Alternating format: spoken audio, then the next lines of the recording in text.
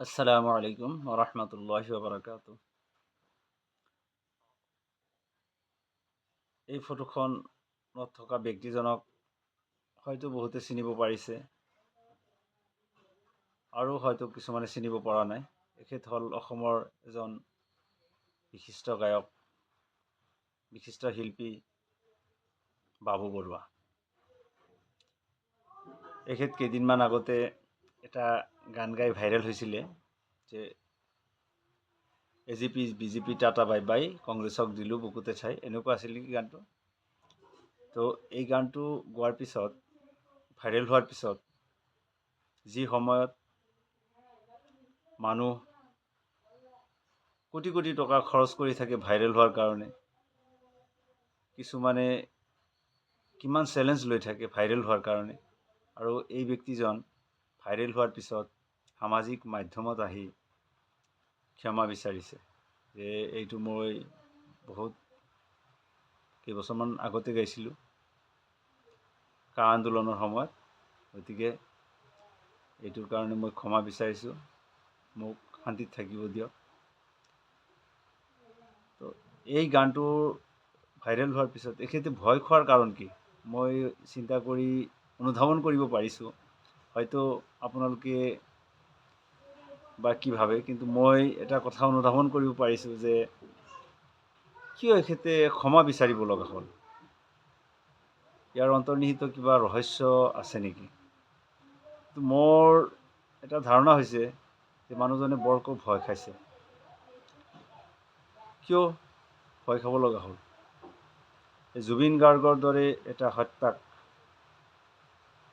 জুবিন গাৰ্গৰ দৰে এটা অসমৰ সৰ্বশ্ৰেষ্ঠ শিল্পীক যিদৰে নিশেষ কৰি দিয়া হ'ল, যিদৰে হত্যা কৰা হ'ল, ইয়াত নিশ্চয় চৰকাৰৰ হাত আছে। বহুতে হিমন্তৰ ডায়েৰীক হাত আছে বুলি দাবীও কৰিছে, কিন্তু হিমন্ত বিশ্ব শৰ্মাই কোনো প্ৰতিক্ৰিয়া ব্যক্ত কৰা নাই। মই হিমন্তৰ ডায়েৰীৰ কথা ক'ব নাযাওঁ যদিও থাকিব পাৰে, কিন্তু এখেতৰ ওপৰত মোৰ বিশেষ পত জন্মিছে। চাওক, ভাইৰেল হোৱাৰ পিছত মানুহজনে কিমান ভয় খাইছে। জুবিন গাৰ্গক যদি হত্যা কৰিব পাৰিছে অন্যায়ৰ বিৰুদ্ধে প্ৰতিবাদ কৰাৰ কাৰণে, সঁচা কথা কোৱাৰ কাৰণে, ন্যায়ৰ সৈতে যুঁজাৰ কাৰণে, এটা প্ৰতিবাদী কণ্ঠক যিদৰে নৃশংসভাৱে হত্যা কৰি দিয়া হ'ল, মোকো যদি হত্যা কৰি দিয়ে, জীৱনৰ প্ৰাণৰ মায়া কাৰ নাছে। গতিকে প্ৰাণৰ মমতাত এখেতে কান্দি কান্দি ক্ষমা বিচাৰিলে। মই এই কথাটো অনুধাৱন কৰিব পাৰিছোঁ। আপোনালোকে কি ভাবিছে? চাওক, হিমন্ত বিশ্ব শৰ্মাই যে মিয়াৰ হাত ভৰি ভাঙিলে, অহা 5 বছৰত কামিহাৰ ভাঙিব।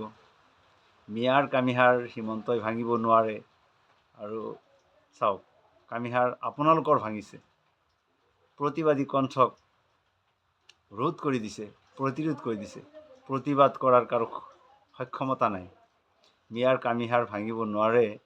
মিয়াৰ কামিহাৰ ভাঙিলে মিয়া সদায় ন্যায়ৰ লগত আছে। মুছলমান কেতিয়াও আল্লাহৰ বাহিৰে কাকো ভয় নকৰে।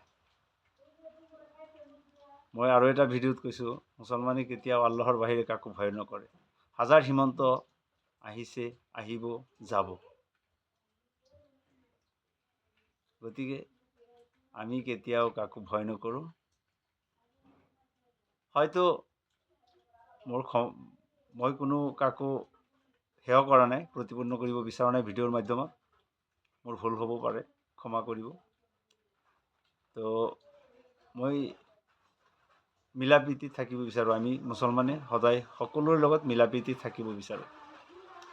গতিকে মোৰ লগত একমত হ'লে লাইক, কমেণ্ট, শ্বেয়াৰ কৰিব, আৰু একমত নহ'লেও কমেণ্টত জনাব আপোনালোকৰ নিজৰ নিজৰ মতামত। বিষয়টো আপোনালোকে কি অনুধাৱন কৰিব পাৰিছে। Thank you, good night.